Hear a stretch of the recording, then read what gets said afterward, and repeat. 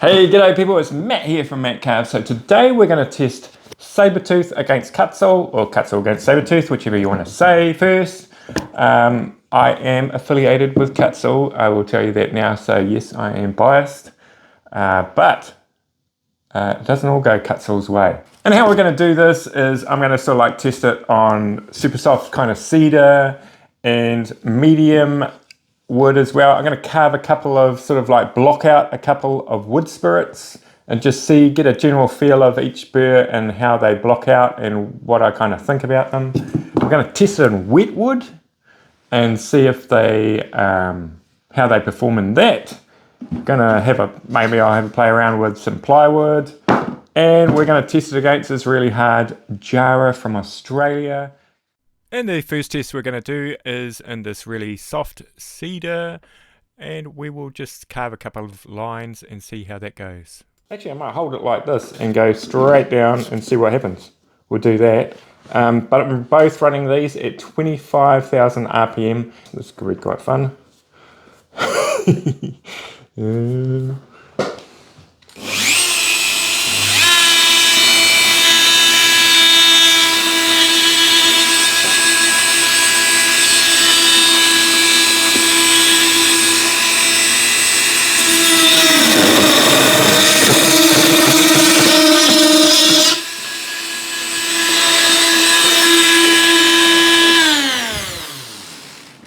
Okay, after I started those, I thought, oh, I hope I don't sort of like touch them like that. That could be rather dressing quite a quick end to the actual video because the teeth would all probably fly off. But yeah, so look at that, pretty much even. So what you'll notice is there's maybe a bigger trench with the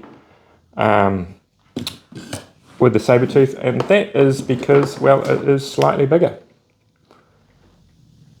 See, look at that. And with Saburrtooth, they also come out with different kind of shapes in their flame burrs. I'm not sure if they call them all flame burrs. Actually, I think this one is called the bud. So, but essentially it's an elongated flame burr. So you could use that maybe in tighter spaces. That one is the green, which is the coarse. I don't have a full range of Saburrtooth ones to show you, but you kind of get the general idea on the shape. Okay, so let's just try this plywood. I'm going to not do the double test thing again because I think I was sort of like risking it there a little bit. So I'll do the Kutzall first. Let's have a look at this.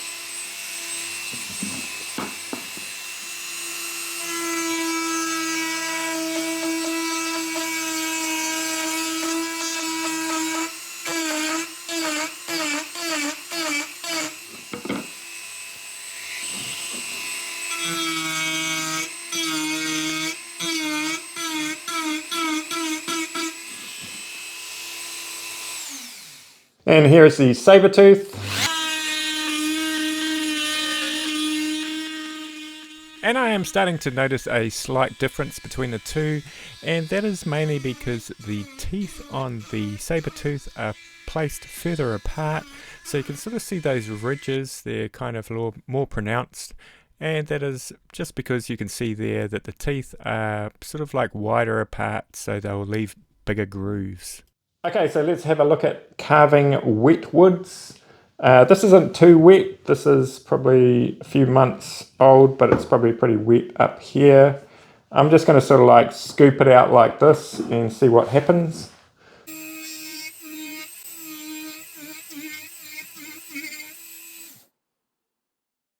And you can sort of see a build up there on the Kutzall. Now we're using the Saburrtooth here. And I can sort of see as I'm going along that it's not building up, and sure enough it isn't. And that would be expected because the teeth on the Saburrtooth are further apart from the Kutzall, so you would kind of expect it to release the fibres a little bit easier, and that is the case. So this is Jarrah, this is Australian wood, and you can see the lovely red colour in it. Okay, so this is the Kutzall. Let's see how this goes.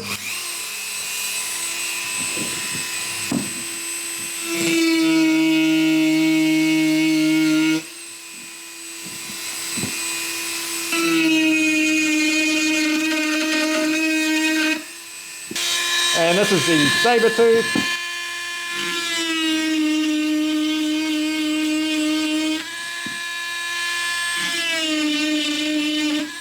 Okay, so let's have a closer look at how it performed in this hardwood. Okay, so on the right there, that is the Saburrtooth, and as you can sort of see there, there are more ridges in the carving. And that would be expected because, like as we pointed out before, the teeth is further apart, so you're going to have more lines forming, or ridges, or whatever you want to call them. So in stationary part where those little teardrops, you're going to always get sort of like ridges on either one because it's not moving through the wood. You can sort of see on the Kutzall there, it's quite smooth there. Now I'm not saying this is a good thing or a bad thing, it's just the way it is, so you just got to be aware of that. Okay, so now I'm going to block out a few wood spirits, doing it in cedar here, quite a small one there, and really the difference between the two isn't too much. I think the Kutzall on this size is a little bit easier because they tended to fit in the eyes a little bit better, and you can sort of get a little bit more detail, but maybe the Saburrtooth took more wood off quicker, so you know, there's also like pros and cons of each one. I think both are very, very similar in their quality. I can't speak for Saburrtooth on how long it's going to last. I know I get about a year out of the Kutzall burrs, but we're carving in, I think it's Totra here, which is a New Zealand wood. It's quite soft, well, medium hardness, I guess. And yeah, so I found the Kutzall shape a little bit easier to use for doing wood spirits, but you know, it's probably a lot to do with I've used Kutzall for a long time as well. And in reality, I think if it doesn't always boil down to which one's the best, it's maybe which one you can get hold of the easiest, because we all live in different parts of the world, and you might have a Saburrtooth distributor near you, so you would go with that, and I'm sure you'd be very, very happy with them. So, and I'm going to have a look at, next time I'm going to have a look at sort of the other sort of flame burrs, the sort of like the coarse and the fine. So we'll have a look at those next time, and I think there's going to be a little bit more of a difference in those. And if you want to support the channel, I have got a Kutzall link in the description. I don't have a Saburrtooth link, sorry. So we'll see you next time. Bye.